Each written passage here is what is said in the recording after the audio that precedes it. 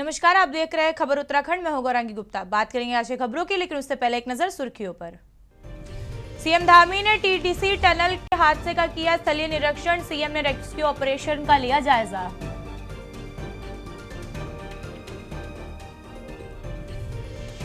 Chamoli tunnel हादसे का rescue operation जारी। सुरंग में गले तक पानी भरा और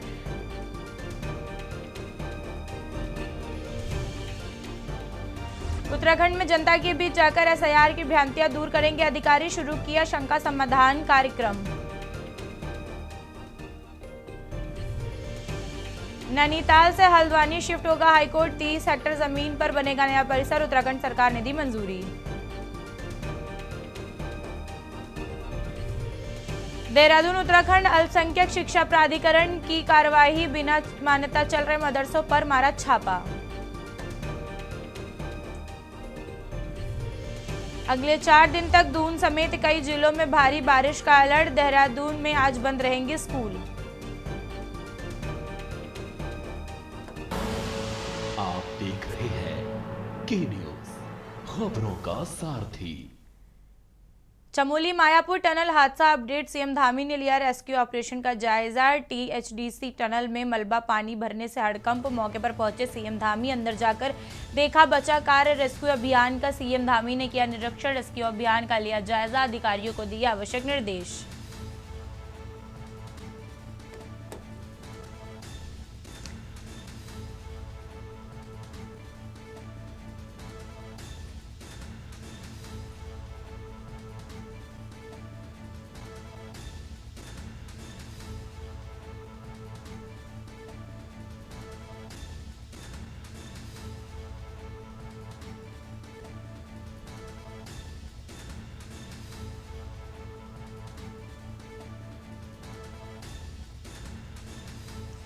अहम खबर, जहां चमोली मायापुर टनल का हादसे का अपडेट आया है। हादसे के अपडेट में है सीएम धामी ने रेस्क्यू ऑपरेशन का जायजा लिया है। वहीं पर उन्होंने रेस्क्यू ऑपरेशन में आने वाली कठिनाइयों के बारे में भी जाना। वहीं टीडीसी टनल में मलबा और पानी भरने से हड़कंप का मौके पर पहुंचकर सीएम धामी ने अंदर जाकर देखा बचाव कार्य की क्या आकलन है। वहीं मौके पर पहुंचकर सीएम अंदर जाकर देखा कि बचाव कार्य किस प्रकार चलाए जा रहे हैं। रेस्क्यू ऑपरेशन के अभियान को सीएम धामी ने किया निरीक्षण। अधिकारियों को दिए आवश्यक दिशा निर्देश।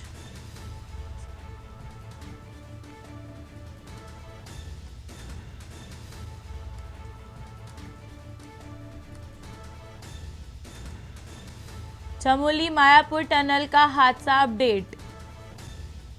सीएम धामी ने लिया रेस्क्यू ऑपरेशन का जायजा। टीएचडीसी टनल में मलबा पानी भरने से हड़कंप। मौके पर पहुंचे सीएम धामी। अंदर जाकर देखा बचाव कार्य। मौके पर पहुंचे सीएम धामी। अंदर जाकर देखा बचाव कार्य। रेस्क्यू अभियान का सीएम धामी ने किया निरीक्षण। रेस्क्यू अभियान का लिया जायजा।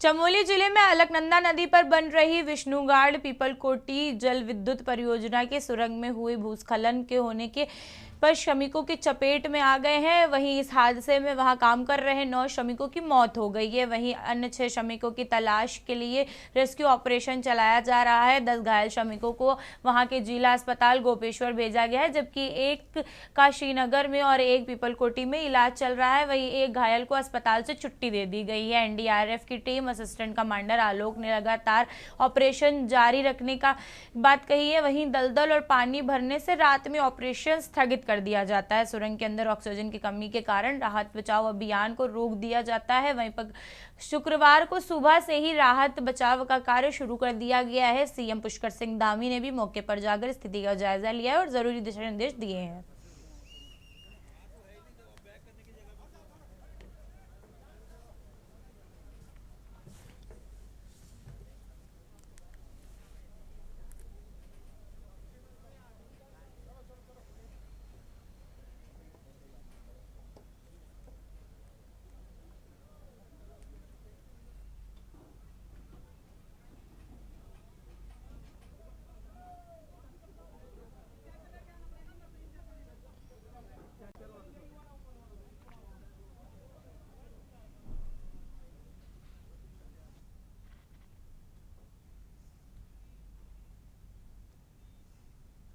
स्थान पे अभी हम मौजूद हैं। ये पीएचडीसी द्वारा बनाई जा रही निर्माणाधीन विद्युत परियोजना है।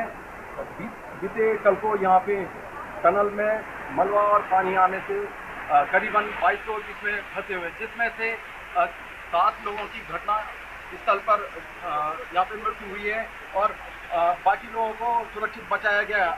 कुछ समय पूर्व यहाँ पे उत्तराखंड के मुख्यमंत्री पुष्कर सिंह धामी जी पहुँचे। उन्होंने बताया कि लगातार रेस्क्यू अभियान जारी रहेगा जब तक सभी लोगों को निकाला नहीं जाएगा। और अभी फिलहाल 3 लोग वहाँ ये घटना स्थल है जहाँ पे फंसे हुए हैं। राहत और बचाव कार्य लगातार जारी है और प्रशासन की टीम मुस्तैदी से उनको निकालने का काम कर रही है। एनडीआरएफ, एसडीआरएफ और अन्य टीमें यहाँ पे राहत बचाव कार्य में जुटी हुई है। के न्यूज़ के लिए पीपल कोटी से अनिल राणा।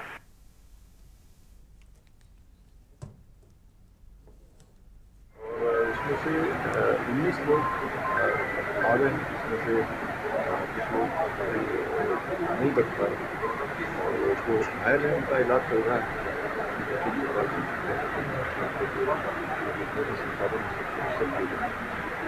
अंदर कितने लोगों को जिनका रिस्क हुआ? 3 लोगों के बाद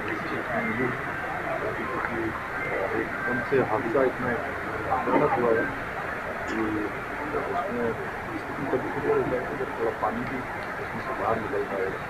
और कल अपने गवर्नमेंट के लिए इस पर पूरी जानकारी संभव है, सहायता का आश्वासन भी आपको बार बार चिंता कर रहे हैं।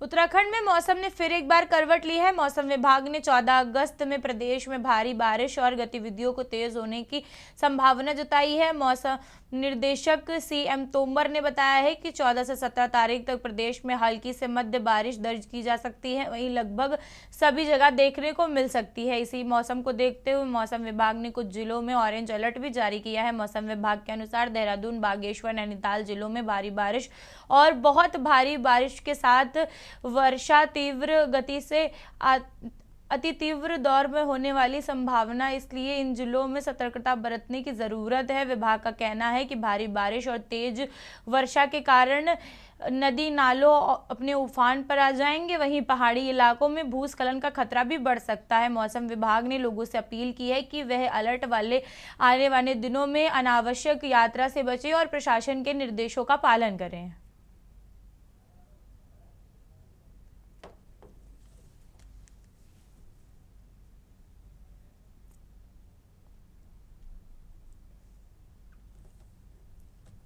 हमने पहले ही बताया था 14 से 17 एक्टिविटी थोड़ा सा और बढ़ने के चांसेस हैं, तो हल्के से मध्यम दर्जे की बारिश आपको लगभग अधिकांश स्थानों पर देश में देखने को मिल सकती है।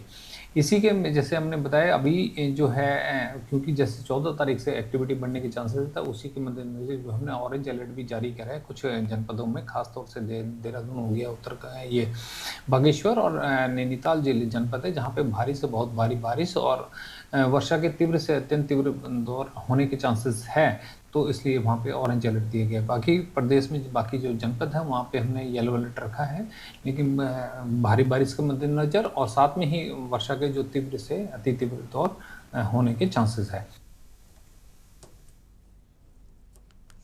स्वतंत्रता दिवस के अवसर पर देश भर में चलाए जा रहे हर घर तिरंगा अभियान के रंग में अब हल्द्वानी के शास्त्रीय कला भी रंग गया है। शहर की सुप्रसिद्ध कथक डांसर एकेडमी सुजाता नृत्यालय द्वारा राष्ट्रीय उत्सव पर एक विशेष सांस्कृतिक कार्यक्रम का आयोजन किया जा रहा है। संस्थान के बाल और युवा कलाकारों की ओर से अपनी घुंघरुओं की झनकार और कथक के भावों में विभंगित किए जा रहे इस राष्ट्रव्यापी अभियान का जन संदेश जनता तक पहुँचाने के लिए एक अनूठी पहल है।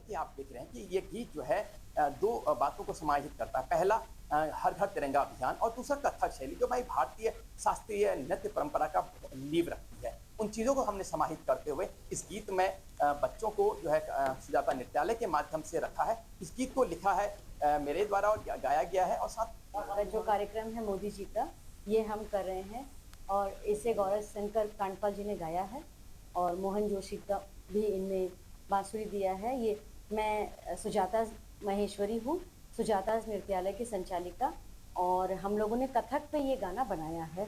हमें जो थीम दी गई थी हर घर तिरंगा लहराए, ये सॉन्ग हमें दिया गया था, जो हमें कथक में इसको बनाना था।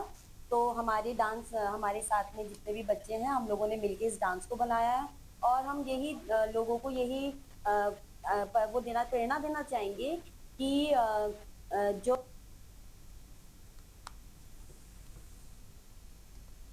बागेश्वर की धरती पर तिरंगा आज सिर्फ लहराया नहीं बल्कि आज़ादी के जज्बे और देशभक्ति की आवाज़ बनकर गूंज उठा है। 14 अगस्त को नगर पालिका अध्यक्ष सुरेश खेतवाल ने नेतृत्व में बागेश्वर नगर में भव्य तिरंगा यात्रा निकाली गई। तिरंगा यात्रा में भाजपा कार्यकर्ताओं के साथ बड़ी संख्या में स्कूली बच्चों ने भी उत्साहपूर्वक हिस्सा लिया है। हाथों में तिरंगा, जुबान पर देशभक्ति के गीत और दिलों में राष्ट्र प्रेम का जज्बा लिए पूरे बागेश्वर नगर में देशभक्ति के रंग में रंगा नजर आया है। आयोजकों का कहना है कि यह यात्रा महज एक कार्यक्रम नहीं बल्कि नई पीढ़ी को देश की आज़ादी, संघर्ष, बलिदानों और राष्ट्रध्वज के सम्मान से जोड़ने का प्रयास है। वहीं नगर पालिका अध्यक्ष सुरेश खेतवाल ने कहा कि विधायक प्रतिनिधि भास्कर दास ने तिरंगा यात्रा को लेकर की अपनी प्रतिक्रिया मीडिया के साथ साझा की है।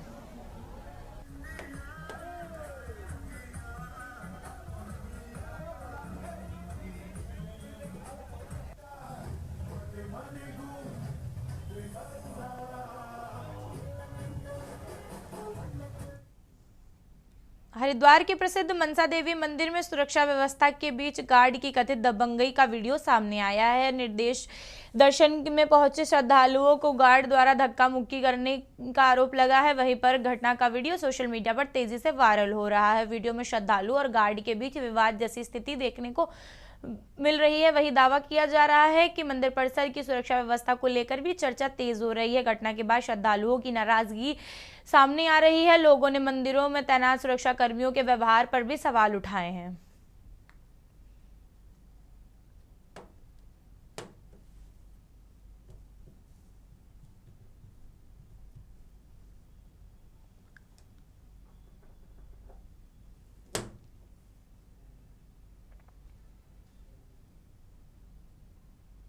मुख्यमंत्री पुष्कर सिंह धामी हरिद्वार पहुंचे, जहां गुरु कांगड़ी हेलीपैड पर बीजेपी पदाधिकारियों और कार्यकर्ताओं ने उनका जोरदार स्वागत किया है। हेलीपैड से रवाना होकर सीएम धामी प्रेमनगर आश्रम पहुंचे, जहां उन्होंने विभाजन विभीषिका स्मृति दिवस पर कार्यक्रम में प्रतिभाग किया। वहीं पर कार्यक्रम में मुख्यमंत्री धामी विभाजन की त्रासदी को जान गंवाने वाले शहीदों को याद किया है। सीएम के दौरे को लेकर के पुलिस प्रशासन की ओर से सुरक्षा के पुख्ताद इंतजामात किए गए। कार्यक्रम स्थल पर भी सुरक्षा व्यवस्था चक चौबंद इंतजाम दिखाई दिए हैं।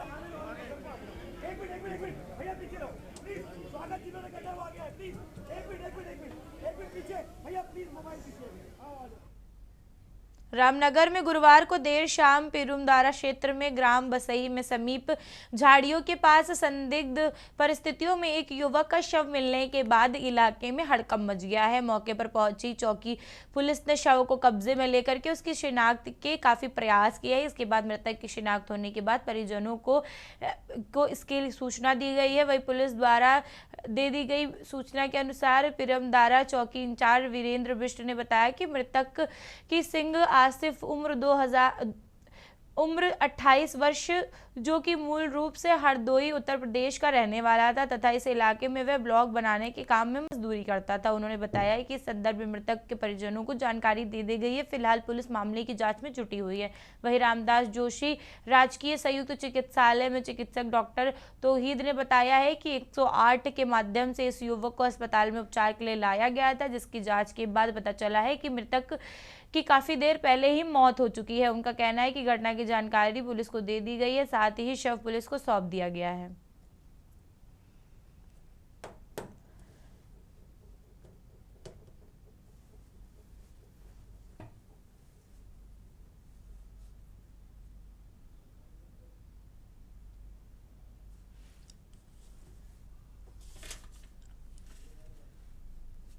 बॉडी आई थी जब मछली अभी लगभग 7:45 के 7:45 के अराउंड 108 से एक डेड बॉडी आई थी।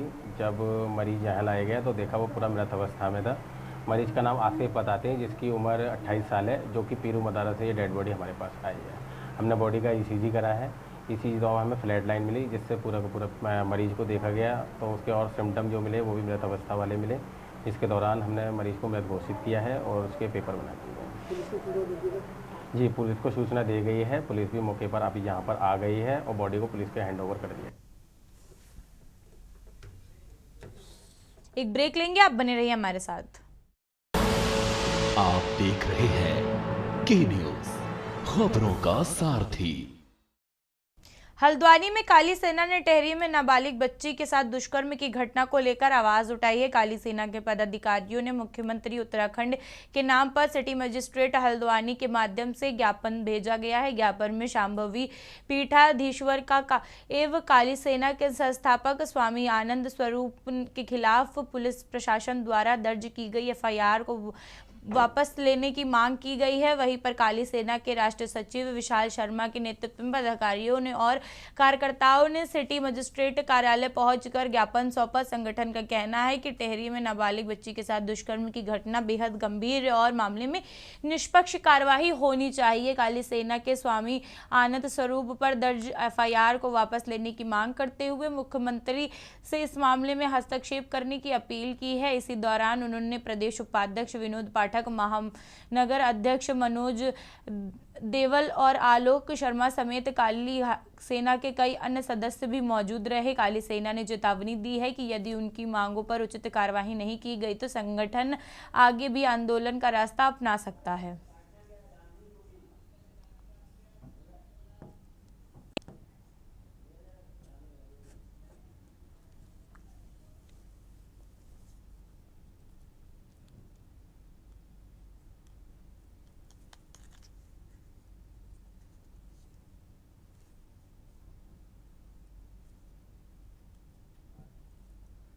यहाँ सिटी मजिस्ट्रेट को ज्ञापन देने आए हैं। माननीय जो मुख्यमंत्री हैं उनको हरिद्वार में महाराज काली सेना के संस्थापक आनंद स्वरूप को जो है FIR हो गई उनके ऊपर। टिहरी जनपद में कुछ दिन पूर्व आपने देखा होगा एक नाबालिग बच्ची के साथ रेप हो गया था, जिसमें महाराज जी द्वारा, आनंद स्वरूप जी द्वारा जो है आवाज उठाई गई थी, क्योंकि लड़की जो थी ये ब्राह्मण समाज से थी और जो रेप करने वाले थे वो दलित समाज के थे। तो महाराज जी के ऊपर प्रेशर था कि आप जो है लड़की के पक्ष में आवाज न उठाएं।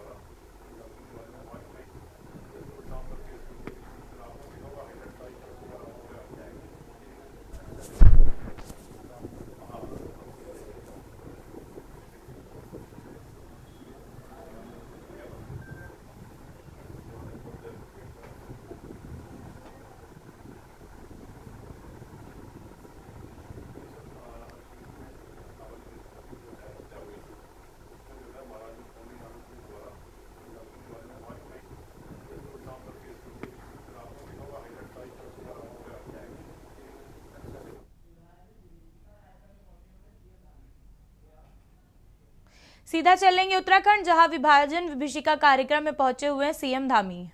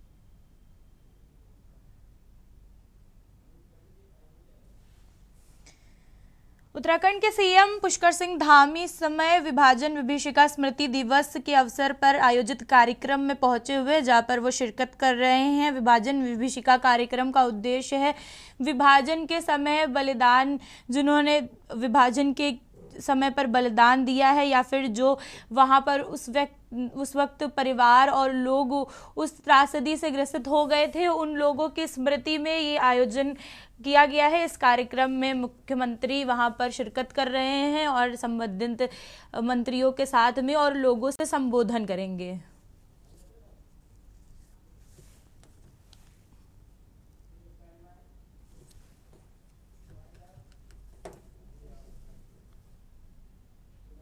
खबर उत्तराखंड में मेरे साथ इतना ही। आप देखते रहे के न्यूज़ इंडिया। नमस्कार।